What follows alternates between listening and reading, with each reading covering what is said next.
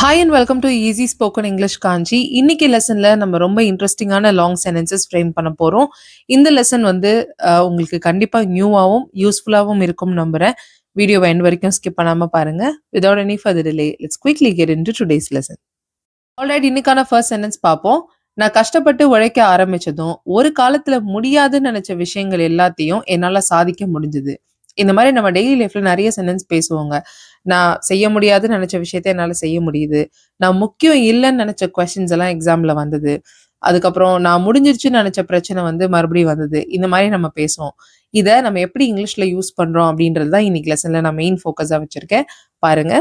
So first நம்ம இதுல எல்லாத்துலயுமே adverb clause போட போறோம். நான் கஷ்டப்பட்டு உழைக்க ஆரம்பிச்சதும் அப்படின்னு இங்க இருக்கு. ஸோ ஒன்ஸ் யூஸ் பண்ணி நம்ம இந்த clause எழுதலாம். Once I started working heart. Okay, once I started working heart, என்னால விஷயங்களை அச்சீவ் பண்ண முடிஞ்சதுன்றத ஃபர்ஸ்ட் சொல்லுவோம். ஐ could achieve things. I could achieve things. இப்போ இந்த விஷயங்களை டிஸ்கிரைப் பண்ணி தான் நான் சொன்னேன் இல்லையா, அந்த மாதிரி. அதாவது நான் முடியாதுன்னு நினைச்ச விஷயங்கள் அப்படின்னு நம்ம சொல்லியிருக்கோம். ஓகே, நான் செய்ய முடியாதுன்னு நினைச்ச, இம்பாசிபிள்னு நினைச்ச விஷயத்தெல்லாம் என்னால் அச்சீவ் பண்ண முடிஞ்சதுன்னு சொல்லியிருக்கோம்.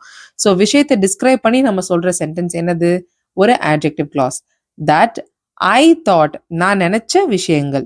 ஓகே, ஒரு காலத்துலன்றதுனால that I once thought were impossible. நான் என்ன நினைச்சேன் அப்படின்றதையும் அந்த adjective clauseலயே நம்ம சேர்த்து சொல்லியிருக்கோம். ஸோ இந்த adjective clauseக்குள்ளவே ஒரு noun clause இருக்குதான். ஓகே, நம்ம என்ன நினைச்சோம் அப்படின்னா, I thought that things were impossible. Okay, I once thought, நான் ஒரு காலத்துல நினைச்சேன். என்ன நினைச்சேன்? That things were impossible. Okay, இங்க திங்ஸ் விஷயங்களை தான் நம்ம முன்னாடி சொல்லிட்டோம். ஸோ திங்ஸை முன்னாடி சொல்றதுனால things that I thought were impossible. Okay, so I thought that things were impossible. அந்த திங்ஸை முன்னாடி போட்டோம். ஸோ தட் தேவையில்லை. I thought were impossible. Things that I thought were impossible. Okay, so திங்ஸ்க்கு அப்புறம் நம்ம தட் சொல்லலனாலும் பிரச்சனை இல்லை. திங்ஸ் ஐ தாட் were impossibleனு சொன்னா கூட ஓகே தான். சரிங்களா? So once I started working hard I could achieve things that I once thought were impossible. Okay, so இந்த சென்டென்ஸ் உடைய பேட்டர்ன் என்னன்னு பார்த்தீங்கன்னா, ஃபர்ஸ்ட் adverb clause இருக்கு. அதுக்கடுத்து main clause I could achieve things. So திங்ஸ்ன்றதை describe பண்ணி, திங்ஸ்ன்றது இந்த சென்டென்ஸ் உடைய மெயின் clause உடைய ஆப்ஜெக்ட், அதை டிஸ்கிரைப் பண்ணி ஒரு adjective clause வந்திருக்கு. அதுக்குள்ளவே ஒரு embedded noun clause வந்திருக்கு. Okay, alright. செகண்ட் எக்ஸாம்பிள் பார்ப்போம். நாங்க ஃப்ரெண்ட்ஸ் ஆனதுக்கு அப்புறம் அவளுடைய தப்புன்னு நான் நினைச்சிட்டு இருந்த விஷயங்களை அவ தெளிவுபடுத்தினா. ஓகே, ஸோ சில விஷயங்களை அவ தெளிவுபடுத்தினா. அந்த விஷயத்த பத்தி நம்ம என்ன சொல்லியிருக்கோம், அந்த விஷயத்தை எப்படி டிஸ்கிரைப் பண்ணியிருக்கோம்னா, அந்த விஷயம்லாம் அவ தப்புன்னு நான் நினைச்சிட்டு இருந்தேன். ஸோ அவளுடைய தப்புன்னு நான் நினைத்து கொண்டிருந்த விஷயங்களை அவள் தெளிவுபடுத்தினாள். எப்போ தெளிவுபடுத்தினானா, நாங்க ஃப்ரெண்ட்ஸ் ஆனதுக்கு அப்புறம். Right? So after we became friends, அவ சில விஷயங்களை தெளிவுபடுத்தினா. After we became friends she clarified things. Okay, so இங்க விஷயங்கள் திங்ஸை டிஸ்கிரைப் பண்ணி தான் ஒரு சென்டென்ஸ் சொல்லியிருக்கோம். அவளுடைய தவறு என்று நான் நினைத்த விஷயங்கள். விஷயங்கள் திங்ஸ், அவளுடைய தவறு என்று நான் நினைத்த things that I thought were her fault. Okay, things that I thought were her fault. After we became friends, she clarified things that I thought were her fault. So things describe பண்ணி அது பக்கத்துல நம்ம எழுதியிருக்கிற clause தான் adjective clause. But அதுக்குள்ளவே நான் என்ன நினைச்சேன்னு சொல்ற அந்த விஷயம், அந்த clause வந்து ஒரு noun clause. பட் டைரக்டா அதை noun clause, typical noun clause ஃபார்மேட்ல நம்ம எழுதல. எப்படி எழுதியிருக்கோம்னா, ஆக்சுவலி இந்த noun clause எப்படி இருக்கும்? I thought that things were her faults. Things எல்லாம், இந்த விஷயங்கள் எல்லாம் அவளுடைய தவறுகள்னு நான் நினைச்சிட்டு இருந்தேன். ஓகே, நான் நினைத்தேன். என்ன நினைத்தேன்? விஷயங்கள் அவளுடைய தவறு என்று. கரெக்டா? ஐ thought that things were her fault. So இப்போ நம்ம என்ன பண்றோம்? திங்ஸை டிஸ்கிரைப் பண்றதுக்கு தான் இந்த கிளாஸை யூஸ் பண்ண போறோம்.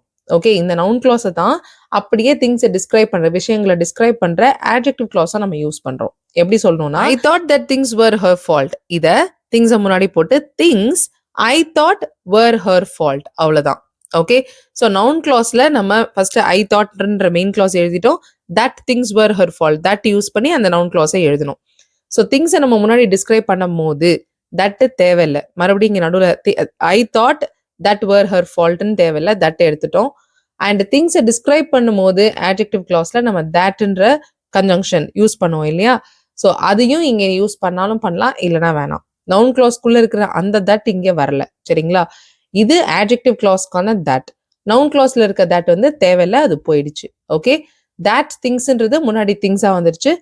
things I thought இல்லனா things that I thought were her fault.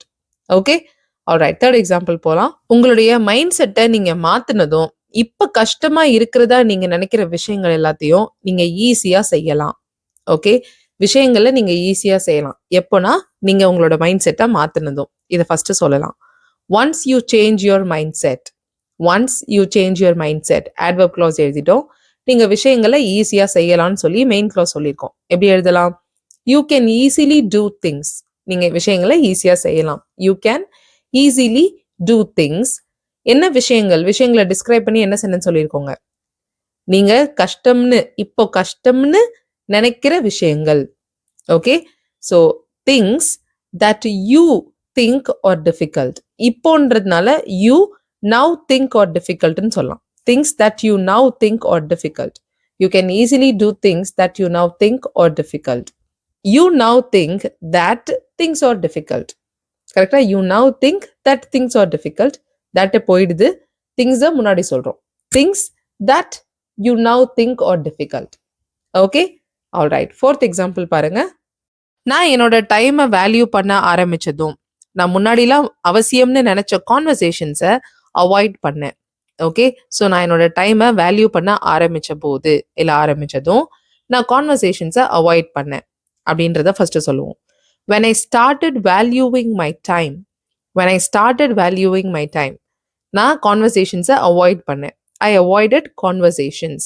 First 3 எக்ஸாம்பிள்ஸ்ல நம்ம திங்ஸ்ன்ற நவுனை டிஸ்கிரைப் பண்ணி தான் ஒரு adjective clause அண்ட் அதுக்குள்ளவே நவுன் clause எழுதணும் இல்லையா? இங்க கான்வர்சேஷன் அப்படின்ற நவுன் வந்திருக்கு. I avoided conversations. கான்வர்சேஷன்ஸை டிஸ்கிரைப் பண்ணி என்ன சென்டென்ஸ் சொல்லியிருக்கோம்? நான் முன்னாடிலாம் அவசியம்னு நினைச்ச கான்வர்சேஷன்ஸ். ஓகே, கான்வர்சேஷன்ஸ் தட் முன்னாடிலான்றதை யூஸ்ட் டு யூஸ் பண்ணி சொல்லலாம். That I used to think were necessary. Okay, I avoided conversations that I used to think were necessary. ஓகேங்களா? I used to think that these conversations were necessary. இதுதான் proper அந்த sentence இல்லையா? Noun class. இது நம்ம எப்படி கான்வர்சேஷனை describe பண்ற adjective clause-ஐ use பண்ணோம்? Conversation முன்னாடி போயிடுச்சு. Conversations that I used to think were necessary. Okay, alright. இன்னைக்கான லாஸ்ட் எக்ஸாம்பிள் பாருங்க. இந்த சென்டென்ஸோடைய பேட்டர்ன் கொஞ்சம் டிஃப்ரெண்டா இருக்கு. இதுக்கு முன்னாடி பார்த்த எக்ஸாம்பிள்ஸ் மாதிரி இல்லாம பாருங்க. அவ மீட்டிங்ல கலந்துக்கிட்டப்போ அவ முடிஞ்சிடுச்சுன்னு நினைச்ச பிரச்சனை உண்மையிலேயே முடியலன்றத ரியலைஸ் பண்ணா. ஓகே, ஸோ அவ மீட்டிங்ல கலந்துக்கிட்டப்போ when she attended the meeting, அவ ரியலைஸ் பண்ணா. she realized. என்ன ரியலைஸ் பண்ணான்னு சொல்லியிருக்கோம்? பிரச்சனை முடியலன்னு ரியலைஸ் பண்ணா. that the issue was not actually over. Okay, when she attended the meeting, she realized that the issue was not actually over. எந்த issue? எந்த பிரச்சனை முடியல? அவ முடிஞ்சதா நினைச்ச பிரச்சனை. The issue that she thought was over was not actually over. Okay, when she attended the meeting, she realized that the issue that she thought was over was not actually over. So இதுல என்ன pattern டிஃப்ரெண்டா இருக்குன்னு கண்டுபிடிச்சிங்களா? So இதுல adverb clause இருக்கு first, when she attended the meeting. அடுத்து main clause இருக்கு, she realized. Main clause உடைய ஆப்ஜெக்டா நம்ம ஒரு clause யூஸ் பண்ணியிருக்கோம், noun clause யூஸ் பண்ணியிருக்கோம். that the issue was not over அப்படின்னு சொல்லி. அண்ட் noun clause உடைய சப்ஜெக்ட் பிளேஸ்ல இருக்கிற the issue அதை டிஸ்கிரைப் பண்ணி தான் அதுக்குள்ள embedded clauses வந்திருக்கு. adjective and noun clause embed ஆகி the issue that she thought was over was not actually over. was not actually overன்றது remaining part of the noun clause. கரெக்டா? The issue was not actually over. இஷ்யூவை describe பண்ணி தான் உள்ள அந்த embedded clauses இருக்கு. Okay, alright. So இந்த மாதிரி சென்டென்சஸ்லாம் நீங்கள் டிவி ஷோஸ் மூவிஸ்லாம் பார்க்குற ஆளாக இருந்தீங்கன்னா you will come across a lot of sentences like these. So அப்போ நம்ம பார்க்கும்போது sentences sound really very interesting and fascinating, but the problem is we cannot use those kind of sentences. நம்மளுக்கு அந்த மாதிரி use பண்ணி பழக்கம் இல்லை, நம்மளால அதை யூஸ் பண்ண முடியல, என்ன ஸ்ட்ரக்சர்னே புரியலன்ற கன்ஃபியூஷன்ல இருப்போம். அதுக்காக தான் இந்த லெசன். இப்போ இந்த பேட்டர்னை நீங்க ப்ராக்டிஸ் பண்றதுக்காக 3 simple questions but using the same pattern that we learned in this lesson நான் கொடுத்திருக்கேன். Please try them and comment below. Thank you so much for watching this lesson till the very end. I'll see you all in the next video. Till then, take care and bye.